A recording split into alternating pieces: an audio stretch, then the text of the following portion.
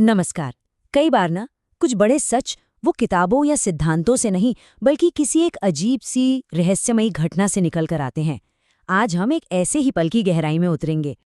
और ये कहानी किसी उपदेश से शुरू नहीं होती। नहीं, ये शुरू होती है एक ऐसी घटना से जिसने एक पूरे गांव को सकते में डाल दिया था।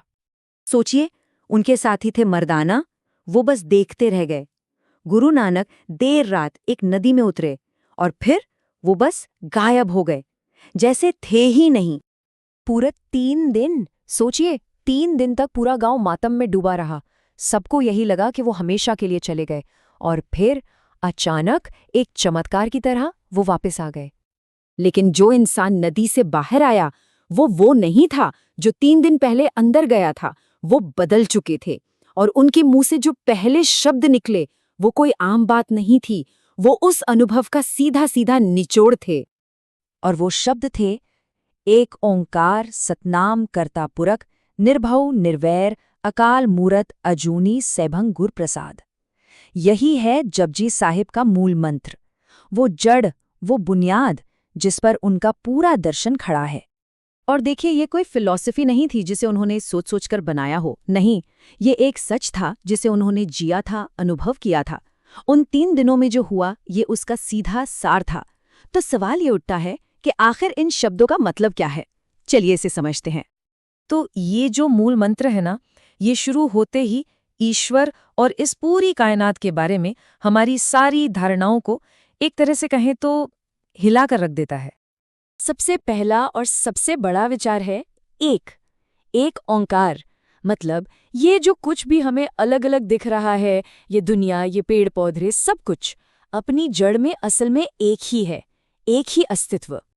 इसको एक बहुत ही खूबसूरत तरीके से समझा जा सकता है। सोचिए, एक समंदर है और उसमें अनगिनत लहरें उठ रही हैं। हम क्या करते हैं, हम हर लहर को अलग अलग देखते हैं, कोई छोटी कोई बड़ी, पर हम ये भूल जाते हैं कि वो सारी लहरें हैं तो उस एक समंदर का ही हिस्सा। बस यही फर्क है हमारी नजर और असलियत में। अच्छा, अब आगे आता है कर्ता पुरख, यानी वो बनाने वाला। और यहाँ एक और बड़ी धारणा को चुनौती मिलती है। वो धारणा कि बनाने वाला अपनी बनाई हुई चीज से कहीं अलग, कहीं दूर बैठा है। देखिए, 2 तरह से सृष्टि को देख सकते हैं। एक है मूर्तिकार और मूर्ति। मूर्तिकार मूर्ति बनाता है और फिर दोनों अलग हो जाते हैं। पर नानक कहते हैं कि रिश्ता ऐसा नहीं है। रिश्ता है नर्तक और नृत्य जैसा। क्या नाचने वाले को उसके नाच से अलग किया जा सकता है? नहीं, बनाने वाला अपनी बनाई हुई सृष्टि में ही नाच रहा है, वो उससे अलग है ही नहीं। और जब सब कुछ एक ही है तो बाकी बातें अपने आप समझ आने लगती हैं। निर्भव यानी बिना डर के। डर तो किसी दूसरे से ही लगता है ना, जब कोई दूसरा है ही नहीं तो डर कैसा। निर्वैर यानी बिना दुश्मनी के। दुश्मनी भी तो किसी और से होती है। जब सब एक है तो किससे वैर। वो अकाल मूरत है, समय से परे, अजूनी है, जन्म मरण से परे, और सैभंग मतलब उसे किसी ने बनाया नहीं, वो खुद से है। ठीक है, ये तो हुई परम सत्य की बात, पर सवाल ये है कि हम इसे अनुभव कैसे करें, इसे अपनी जिंदगी में कैसे उतारें। नानक का जवाब बहुत ही सरल है, पर उतना ही गहरा भी। और ये रास्ता दिमागी कसरत का या मुश्किल साधनाओं का नहीं है।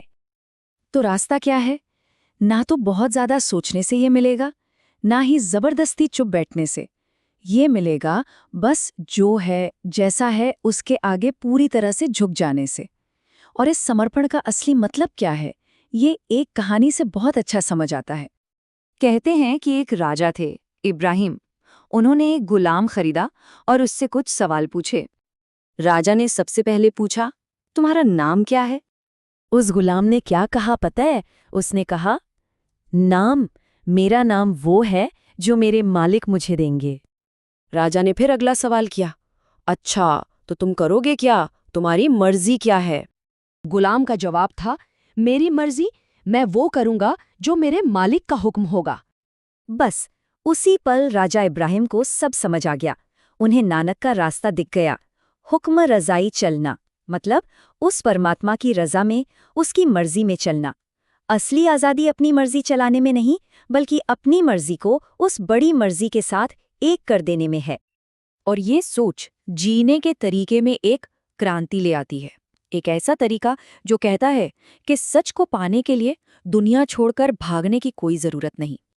सीधी सी बात है, अगर बनाने वाला और उसकी बनाई हुई दुनिया एक ही है, तो फिर दुनिया से भागना तो एक तरह से उसी परमात्मा से भागना हुआ, है ना?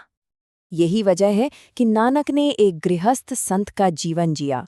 वो एक किसान थे, एक पति थे, एक पिता थे, और उन्होंने ये दिखाया कि असली ज्ञान किसी गुफा में या जंगल में नहीं, बल्कि दुनिया में रहते हुए, अपने परिवार और अपने काम के बीच रहते हुए भी पाया जा सकता है।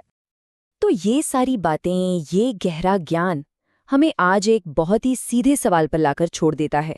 अगर वो परमात्मा दुनिया से अलग नहीं, बल्कि इसी में हर पल, हर कण में मौजूद है, तो इस बात का किसी भी इंसान की जिंदगी के लिए ठीक अभी, इसी पल में क्या मतलब है?